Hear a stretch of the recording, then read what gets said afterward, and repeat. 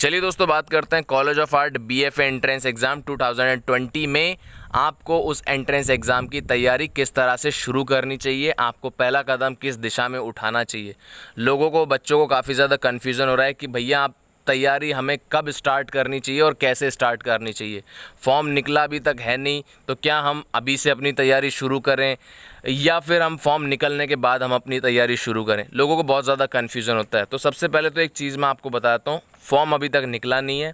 अभी तक college of art का फॉर्म नहीं निकला है, ठीक है। College of art Tilak mark वाला, दो तरह के आपको देखो सेम बहुत ज़्यादा कन्फ्यूज़न है। एक तो है दिल्ली कॉलेज ऑफ आर्ट, ठीक है, दूसरा है कॉलेज ऑफ आर्ट।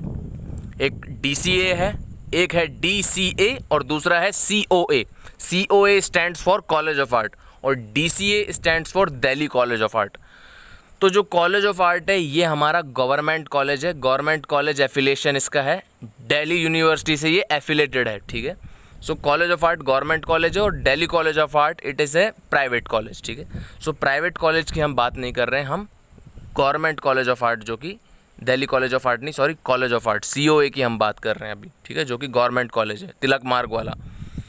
तो इसमें जो एंट्रेंस एग्ज़ाम आपका होगा इसके बारे में मैं आपको कुछ बता देना चाहूँगा। फिर से मैं आपको बताता हूँ, यहाँ पर आपके कुछ स्पेशलाइजेशंस होते हैं। लाइक आप BFA करना चाहते हो, 4 साल का कोर्स होता है, आपको कुछ स्पेशलाइजेशंस यहाँ पर ऑफ़र की जाती हैं। लाइक फॉर एग्ज़ाम्पल पहली स्पेशलाइजेशन और सबसे जो कॉमन स्पेशलाइजेशन होती है जो कि सब जानते हैं, पेंटिंग, ठीक है। पेंटिंग के बाद आपका आ जाता है स्कल्पचर, उसके बाद प्रिंट मेकिंग, ठीक है, एप्लाइड आर्ट और आपका जो है आर्ट हिस्ट्री, ठीक है। ये 5 स्पेशलाइजेशन यहाँ पर आपको ऑफ़र की जाती है। इन 5 में से आपको कोई एक चूज़ करना होता है, ठीक है। लाइक आप पेंटिंग चूज़ करते हो, लाइक हो सकता है आप एप्लाइड आर्ट चूज़ कर सकते हो, प्रिंट मेकिंग चूज़ कर सकते हो, स्कल्पचर आप चूज़ करते हो। ये ऑप्शंस आपके पास अवेलेबल है।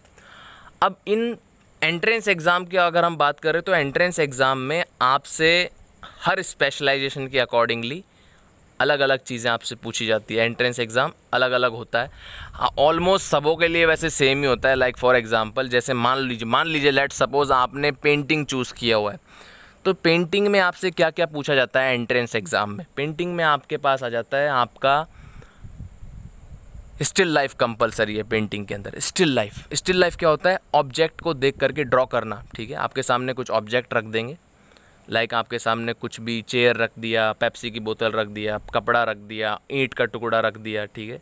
इस तरह से कुछ ऑब्जेक्ट रखेंगे, कंबाइन बहुत सारे ऑब्जेक्ट रख देंगे आपके सामने, भाई देख के ड्रॉ करो, ठीक है। पेंसिल से, ग्रेफाइट पेंसिल से देख के ड्रॉ करना है इसको। तो ये जो चीज़ है ना, ये जो स्टिल लाइफ है, ये हर स्पेशलाइजेशन में कॉमन है आपका।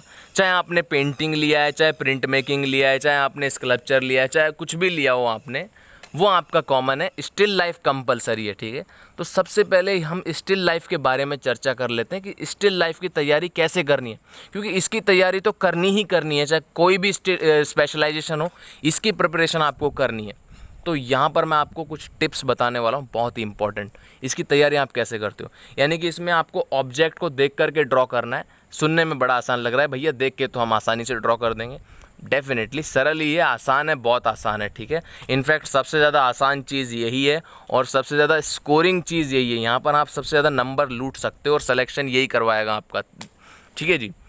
सो इसकी तैयारी आप किस तरह से करते हो, सबसे पहले तो आपको क्या करना है, गूगल पे लिख देना है स्टिल लाइफ, ठीक है। Still life, graphite pencil still life, ऐसे गूगल पे सर्च करना, लिख देना वहाँ पर। तो जैसे आप लिखोगे तो बहुत सारे आपको स्टिल लाइफ दिख जाएंगे जो कि ऑलरेडी आर्टिस्टों ने बनाई हुई है, ठीक है। तो जो ऑलरेडी ड्राइंग बनी हुई है, ऑलरेडी जो स्टिल लाइफ बनी हुई है, सबसे पहला स्टेप आपका यही है कि उनको देख करके 2-3 स्टिल लाइफ छाप दो, आप बना लो, 2-3 5 बना लो, हाँ 5 से 7 आप स्टिल लाइफ बना डालो देख करके। जैसे उसमें शेडिंग हो रही है, जैसे उसमें लाइन बनाई हुई है, एज इट इज़ आपको पन्ने पे उतार देना है, ठीक है। ये पहला स्टेप आपका होना चाहिए। उसके बाद जब आपकी प्रैक्टिस हो जाए, जब आपको कॉन्फिडेंस थोड़ा सा आ जाए कि हाँ यार मैं ड्रॉ कर सकता हूँ, yes I can draw it, उसके बाद आपको क्या करना है, उसके बाद आपको रियल ऑब्जेक्ट्स की फ़ोटो क्लिक करनी है। लाइक आपके घर में आप क्या करोगे, एक बाल्टी ले लेना, एक कपड़ा ले लेना, एक कोई मेटल का ऑब्जेक्ट ले लेना, लाइक जग ले लिया, ठीक है। उनको आप रख देना अपने सामने, चेयर पे, टेबल पे कहीं रख देना। अब उसका फ़ोटो क्लिक कर लेना मोबाइल से, ठीक है। मोबाइल से रियल लाइफ ऑब्जेक्ट का फ़ोटो क्लिक कर लेना अब उस फोटो को देख करके आप स्टिल लाइफ बनाओगे, ठीक है। फोटो को देख करके, पहले तो क्या किया हमने, पहले तो ड्राइंग को देख करके ड्राइंग बनाई, अब आप रियल फोटो को देख करके ड्राइंग बनाओगे, ठीक है। ये आपका लेवल आपने अपग्रेड किया।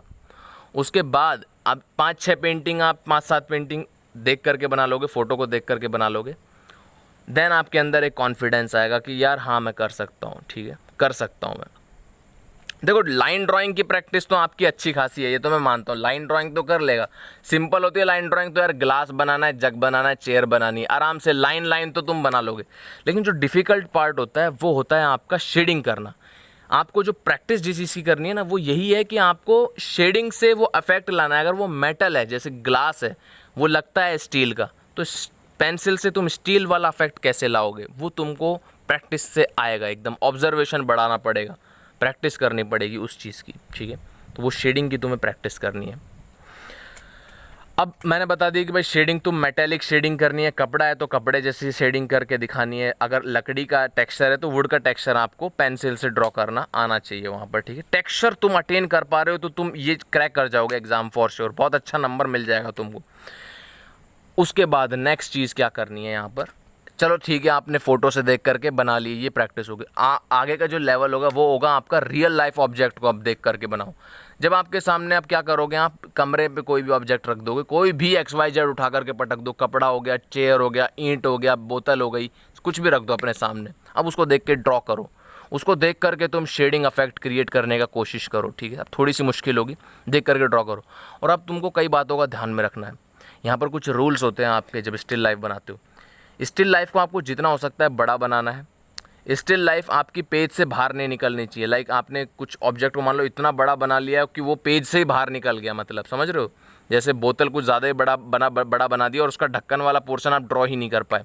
तो आपको स्टिल लाइफ इस तरह से बनाना है क्योंकि वो कंप्लीट ऑब्जेक्ट जो आपके सामने रखे हुए हैं वो पूरे के पूरे आपके पेज में आने चाहिए। ऐसा नहीं है कि कट रही है स्टिल लाइफ, कटेगी तो भाई नंबर बहुत कट जाएंगे आपके, सीधी सी बात है। ये रूल होता है, ये रूल आपको डेफिनेटली फॉलो करना है, बाकायदा स्पेसिफाइड लिखा होता है वहाँ पर पन्ने में कि आपकी स्टिल लाइफ जो है आपको सबसे पहली चीज़ तो बहुत बड़ी बनानी है, मतलब जितना हो सकता है आप बड़ी बनाओ, पूरे पन्ने पे आना चाहिए और वो बाहर नहीं निकलना चाहिए पन्ने से, ठीक है। कंप्लीट भी आ जाए स्टिल लाइफ और बाहर भी नहीं निकलना चाहिए और बड़ी भी होनी चाहिए। अगर मान लो बहुत छोटी स्टिल लाइफ बना दी तो नंबर कटेंगे आपके, इतनी बड़ी बना दी कि पेज से बाहर निकल गया तो आपके नंबर कटेंगे, ठीक है। लाइन ड्राइंग अगर आड़ी तिरछी बना दी आपने तो आपके नंबर कटेंगे। तो लाइन ड्राइंग आपकी अच्छी होनी चाहिए, ठीक है जी। और भी बातें हैं यहाँ पर समझनी होगी आपको। तो मेन बात आपकी क्या हो गई कि भाई ठीक है स्टिल लाइफ आपको जितना बड़ा हो सकता है बड़ा बनाना है, आपके पन्ने से वो बाहर नहीं निकलनी चाहिए। शेडिंग आपको ऑब्जेक्ट के हिसाब से करनी है, अगर प्लास्टिक है तो प्लास्टिक जैसी दिखाओ, मेटल है तो मेटल जैसे। अब इससे पहले वाला जो अगर स्क्रीन पे आप स्केच देखोगे, वो कैप्टन अमेरिका वाला जो स्केच बन रहा था अभी थोड़ी देर पहले, तो उसमें देखना कि उसने जो टेक्सचर बनाया लड़के ने एकदम लेदर टेक्सचर, लेदर जैसा लग रहा है, ठीक है। जो कपड़े वाला पोर्शन एकदम कपड़े जैसा लग रहा है, इस लेवल की आपकी शेडिंग होनी चाहिए। तो आपको प्रैक्टिस इसी चीज़ से करनी कि क्या आप उस तरह के टेक्सचर ला पा रहे हो सके तो खाली टेक्सचर की प्रैक्टिस कर लो, ठीक है। सो वो तुमको टेक्सचर की प्रैक्टिस करनी पड़ेगी, ठीक है। एक तो चलो शेडिंग हो गया, एक लाइन ड्राइंग हो गया, एक आपका वो हो गया साइज़ हो गया बेसिकली। एक और बात होती है प्रोपोर्शंस की, जिसको हम पर्सपेक्टिव भी बोलते हैं, ठीक है।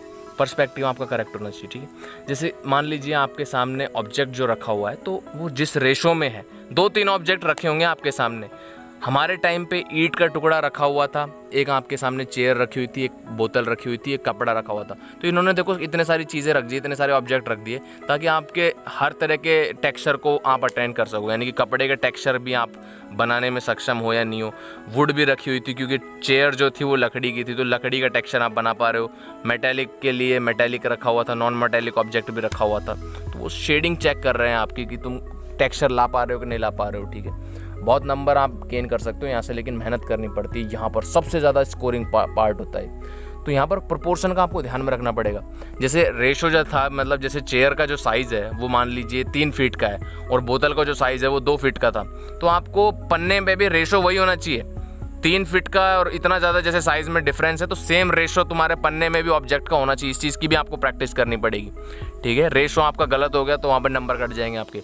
मान लीजिए रियल लाइफ में तो क्या है कि चेयर ज़्यादा बड़ी दिखती है ईंट के टुकड़े से ऑब्वियसली चेयर ज़्यादा बड़ी है, और मान लो आपने पन्ने के अंदर ईंट को ज़्यादा बड़ा दिखा दिया है, चेयर को उतना ज़्यादा बड़ा नहीं दिखाया है, ठीक है। तो वो साइज़ का तुमको देखना पड़ेगा, रेशो तुम्हारा परफेक्ट होना चाहिए, ठीक है। सो ये रेशो की प्रैक्टिस बहुत ज़्यादा करनी है। सो बस यही है आज के इस वीडियो में, मैंने स्टिल लाइफ के बारे में कंप्लीट जानकारी दे दी। वीडियो बहुत लंबा हो जाएगा। नेक्स्ट वीडियो में बताऊंगा बाय मेमोरी किस तरह से पेंटिंग आप बना सकते हो। इसमें आपको अच्छे से देख लेना, 2 बार रिपीट कर लेना, सारी जानकारी मिल गई। स्टिल लाइफ की प्रैक्टिस हर किसी को करनी है। अभी वीडियो देखते के साथ ही स्टिल लाइफ की प्रैक्टिस करने लग जाना, जिस तरह से मैंने बताया। करना है तो करना है, मतलब ये तो आना ही है, चाहे सर्च कर लो, कहीं पे भी सर्च कर लो, स्टिल लाइफ की प्रैक्टिस करनी ही करनी है ग्रेफाइट पेंसिल से। ऑल द बेस्ट, धन्यवाद दोस्तों। वीडियो अच्छा लगा हो तो सब्सक्राइब कर लेना चैनल को।